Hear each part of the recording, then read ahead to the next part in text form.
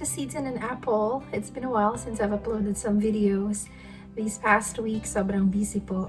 Dito sa US, meron tayong tinatawag na Thanksgiving holiday. So, that was last week. Kaya daming preparations. Tapos, Christmas is coming. So, obviously, magiging very busy. Dahil pag holidays, andyan yung daming expectations. Daming mga kailangan gawin. Daming mga dapat kumbaga ma-achieve. Halimbawa, mga ninong, gano'n. Minsan, nasa-stress tayo. Ano ba yung mga ireregalo ko sa mga inaanak ko, ganyan. O kaya sa mga nanay, tatay. Nasa-stress tayo kung paano magkaroon ng magandang Christmas para sa ating mga anak. And so today, what I want to talk about is holiday blues. Uso ito, lalo na kapag ganito nga, holidays, ng holiday season. At bago ang lahat pala, ako si Apple Landman, isa ho akong mental health professional, isa akong clinician at therapist dito sa US. At ang layunin ko sa mga videos na ito makatulong sa aking mga kababayang Filipinos para matuto ng mga psychoeducation or anything about mental health topics. Naranasan niyo na ba yun? Yung kapag usually pag Christmas time, around holiday times, nakakaramdam kayo ng mga kalungkutan, sadness, depression, anxiety sometimes. So, yung tinatawag nating holiday blues. Iba ito sa SAD or seasonal affective disorder. Anyway, naisip ko na i-share ito sa inyo kasi nga in time naman siya for holiday. Usually, ang holidays, daming daming preparations, daming mga expectations na kapag hindi tayo careful, nakakapagod. And all of these things can cause us to have feelings of negativity, feelings of anxiety, feelings of stress, depression, loneliness, sadness, ganyan. Isama mo pa na usually holiday seasons reminds us of some things in the past na maaring yung makapagpalungkot sa atin. Halimbawa, if you lost a loved one, or if you, lost something precious to you, o kaya naman, usually pag holiday season, mafe-feel mo na you're so alone, ganyan, or financial stresses, ganyan. Pakiramdam mo, halimbawa, hindi maka-afford ng gifts para sa families, ganun, or you can't give your family the kind of Christmas that you want them to have. So, a lot of these things could lead to stressful situations, stressful feelings. Kaya yan yung tinatawag nating holiday blues. Ang holiday blues, usually nangyayari ito, yun nga, during the holidays. Kapag katapos na yung holidays, it usually lifts up. Pero pagka hindi naman siya naagapan, it could potentially lead to seasonal affective disorder. Kagaya siya yan ng major depressive disorder, pero during seasons nangyayari kapag winter time, kagaya sa atin dyan sa Pilipinas, it'll be during the rainy season. Sometimes, pwede rin itong mangyari naman during summer times, yung seasonal affective disorder. So, holiday blues is not necessarily a officially recognized diagnosis, kagaya ng major depressive disorder o kaya yung seasonal affective disorder. But like I said, kung hindi siya naagapan, maaaring magpatuloy ito into other major depressive disorder. Paano may iwasan ang holiday blues? So, here are some suggestions na sana po makatulong sa inyo. Una sa lahat, set your boundaries. Create limits. Set your limits. So, pag Christmas, ito yung mga panahon na madaming favors, maraming mga nanghihingi ng tulong, a lot of people asking for, things from us. Kasi nga, gift giving, ayan, lahat mabait, ganyan, pag holidays. So anyway, set your limits. Sa mga ninong at ninang dyan, hindi na kailangan na lahat ng mga inaanak mo dapat merong regalo. You can explain, you can tell them kung hanggang saan lang yung kaya mo. Ganon din sa mga nanay at tatay, ipaliwanag nyo sa mga anak ninyo kung hanggang saan lang ang kaya ninyo.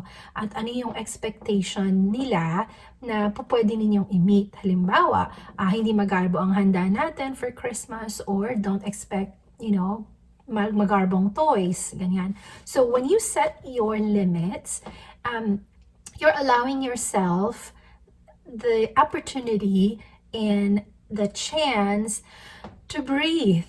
Kasi hindi kailangan for you to say yes, yes, yes to everything. Okay lang to say no. Kapag meron kang mga families or kaya mga relatives, ganyan, or work, or any other social obligations that you have, that was clamoring for your attention, pwede ka to say no.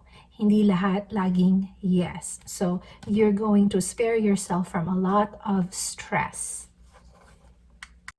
Second naman, avoid alcohol consumption, lalo na sa mga social gatherings. Wala talagang may dudulot sa inyo ang excessive alcohol consumption. So try to avoid that, because if you do engage in alcohol consumption, excessive ones, madalas yan will give you a lot of negative thoughts and feelings after. So try to avoid, this negative coping skill. Instead, maybe you can resort in doing, meditations or yoga, book reading, some exercise.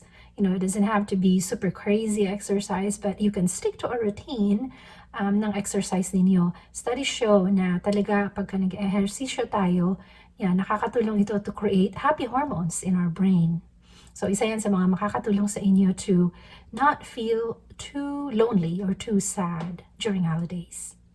Kahit sino naman, normal lang at natural lang sa atin na pagka dumarating yung mga anniversaries, dumarating yung mga seasons like Christmas, na nakakaramdam tayo ng kalungkutan, lalo na kung yun nga, malayo tayo sa pamilya natin, o kaya meron tayong mga mahal sa buhay na hindi na natin kapiling, mag-isa tayo. So normal lang naman ito na nangyayari sa atin, or na nararamdaman natin rather. Ang hindi normal ay kapag nakakaapekto na ito sa pang-araw-araw nating ginagawa. So hindi na tayo fully functional. Hindi na ito normal kung we turn to negative coping mechanisms, kagaya nga nung nasabi ko kanina, pag-inom ng alak, paglalasing, ganyan, or yung pagiging irritable natin, nakakasira na siya sa relationships natin with other people, or yung pagiging malungkotin natin or isolation, ayaw na nating maglalabas, ayaw na nating pumasok sa trabaho, ganyan. So nasisira na kumbaga yung regular na routine natin sa buhay. So hindi na siya normal, kaya siya nagiging disorder. Speaking of isolation comes my third suggestion. Ito yung wag mag-isolate. Okay, don't isolate and try to build meaningful connections sa mga mahal natin sa buhay, your friends and loved ones, your co-workers. Minsan, you can also build connections with charity organizations, like maybe volunteer at pet clinic, for example, or home for the aged, or yung mga tinatawag nating mga elderly homes, o kaya sa mga orphanages, any worthwhile cause that you can volunteer your time and build connections with. You can ask a friend to maybe come over, magkaroon kayo ng heart-to-heart talk, ganyan, over a dessert or something, or have your nephews and nieces or yung mga inaanak niyo, ganyan, maybe to come over and help you out with something to do in the house, just anything, for you to get out of your room, get out of your house, basically to just not be alone. So reach out. You can also reach out to your counselor if you're having psychotherapy, with your therapist. So this is also a good time to reach out to them. Ano naman ang implication nito para sa ating lahat? So, kung meron kayong mga mahal sa buhay na alam niyo naman na maaaring maging malungkutin sila lalo na pagdating ng holidays, halimbawa, namatayan sila ng asawa, ng anak, ng mga magulang, ganyan, o kaya nawalan ng importanteng relationship, nawalan ng trabaho, or anything that could make holidays extra difficult for them, make sure to reach out.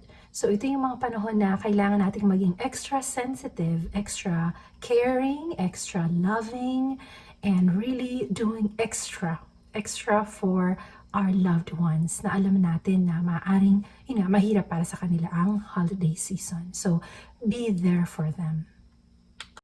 Last suggestion is to create realistic expectations. So usually pag holidays, andyan na yung mga expectations na dapat bongga, dapat laging masarap yung mga pagkain at maraming handa, dapat bongga yung mga regalo. So daming expectations that we put on ourselves that in turn causes a lot of stress, a lot of anxiety, at sadness and loneliness kapag hindi natin na-fulfill yung mga expectations na yon. So remember that holidays don't have to be perfect. So create realistic expectations. It doesn't have to be perfect, just like how it was last year. Kung last year maraming handa, well, this year medyo hindi magandang ekonomiya, that's fine. Kahit konti lang yung handa. It'll be more meaningful kapag ang focus natin would be on intangible things more than the tangible things. Kung last year, bongga yung mga regalo mo sa mga inaanak mo, sa mga pamangkin mo, this year, kung hindi man, that's okay. So create realistic expectations. At doing this, focusing yourself on enjoying the experience instead of kung ano yung mga dapat, yung mga expectations na dapat ma-fulfill, will help you na refocus your mind to what is more important, which is yung relationships really for the holidays. Sana nakatulong sa inyo ang video na ito, at kung hindi pa kayo nakapag-subscribe, I hope you will like and subscribe and share it to anyone na maaari makapag-benefit din po. Salamat for being here, and hope to see you again next time. Bye-bye.